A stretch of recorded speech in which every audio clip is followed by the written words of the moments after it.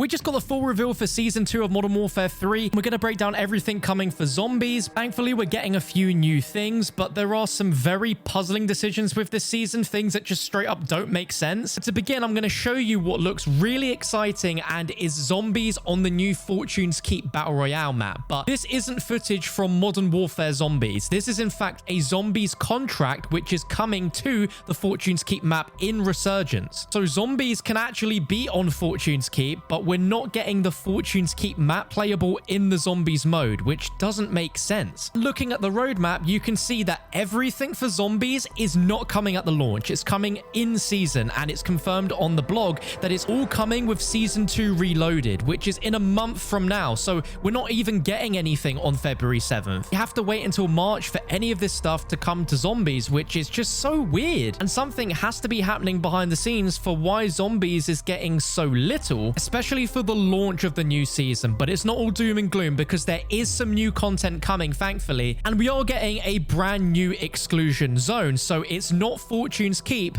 but we are getting a new Dark Aether area, just like we got with Season 1. So it sounds like we're going to have multiple different Dark Aether maps that are all going to be that tier 4 difficulty, and this one seems to be quite a bit bigger than the Al-Bagra Fortress, and this is going to take place in the Al Said city area of Al-Mazrah, which has the shopping center. We have one screenshot to show what it looks like in the Dark Aether, and it looks just like how we saw with Al-Bagra of Season 1. It's described as an exclusion zone with new secrets and tensions awaiting, as Terminus have followed us into this rift. So I don't know how that's going to work when it comes to gameplay, but Ravenov is going to be guiding us along, where we got to complete a series of dangerous tasks and find our way out before it's too late. So this is at least going to be a challenging new area, which I'm excited to see. Maybe we'll get some completely different contracts than what we get inside of the first Dark Aether area. Along with this, we get a new story mission where we'll utilize a variety of redacted during the investigation of the second rift. So it sounds like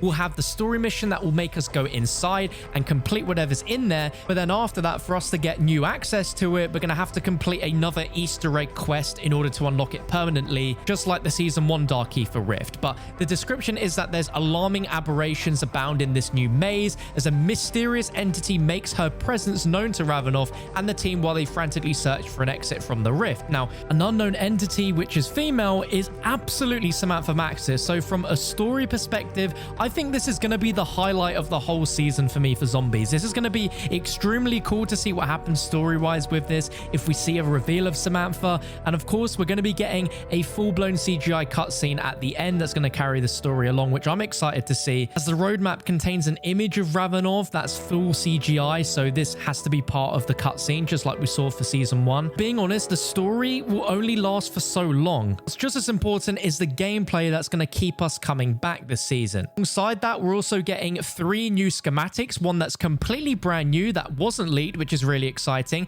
and this is called the Mags of Holding. So the description for this is who has time to reload, not you if you've activated the Mags of Holding, which allows your ammunition to feed directly from your weapon's ammo stash, essentially eliminating the need to reload your weapon. So it's basically like stock option as a gobblegum effect, but you'll have this throughout your entire game, which actually sounds pretty OP. So you'll never have to reload ever again, which is pretty cool. And you can see in the image that we also have the VR11 as a schematic that you can unlock now and build in your games, which is really cool, and the blood burner key, which allows us to spawn the 2-wheeled blood burner bike anytime we want without having to do a lengthy search beforehand. And I assume we'll be able to unlock all 3 of these schematics inside the new Dark Aether Rift area, so it's going to be another part of the Classified Schematics tab, which is really cool. And then we're also getting a new Warlord carries, and we have an image of that Warlord where there's going to be a fortress in the kill house at all of military base. There's going to be some different approaches with this boss, as there will be a ton of gas everywhere, along with soldiers, snipers, turrets, and traps, and poison gas grenades. So you'll have to approach this with a gas mask. There's a lot of traps set up with sensors, including thermal weapon scopes,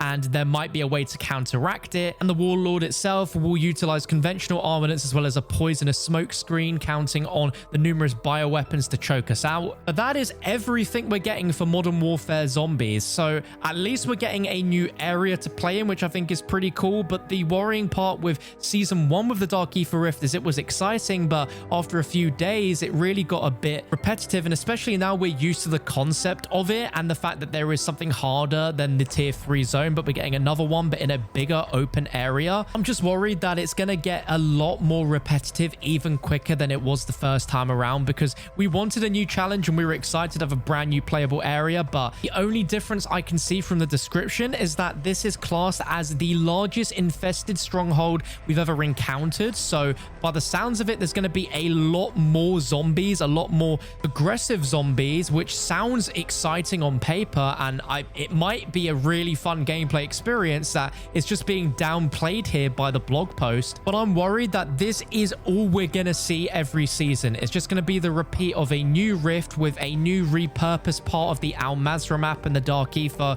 with some sort of story quest tied into it, with a cutscene at the end, and then a way to unlock that as a playable space in future, and that's really it. I would love to have seen more act missions added, a whole new Act 4, Act 5, Act 6, just a lot of activities to do so that we've got a lot of things to be working towards in Zombies, because the launch was absolutely amazing for content and season 1 really brought up the ante. But the fact that all of this stuff isn't even coming next week with season 2 and we got to wait till the Reloaded update is really underwhelming in my opinion, especially when there is such a massive focus on this season being a zombie themed season. Like I said, there is actual zombies AI in the battle royale map as a zombie contract. There's even going to be a zombie boss that's going to be rotating weekly throughout the map. There's even new zombies power-ups, which I think are going to be more tailored to Warzone gameplay than for zombies. But the fact there is even new power-ups in that isn't a thing inside of the main zombies mode is 100% a missed opportunity, especially with the fact that The Walking Dead is a massive event that's going to be happening in season 2, specifically February 28th to March 6th. And it doesn't sound like there's going to be anything specifically in Modern Warfare Zombies that's going to tie into this collab beyond just playing as the operators in Zombies itself. But thankfully, there is one in-game event happening which is in every mode, including Zombies, where it makes the most sense, which is amazing, where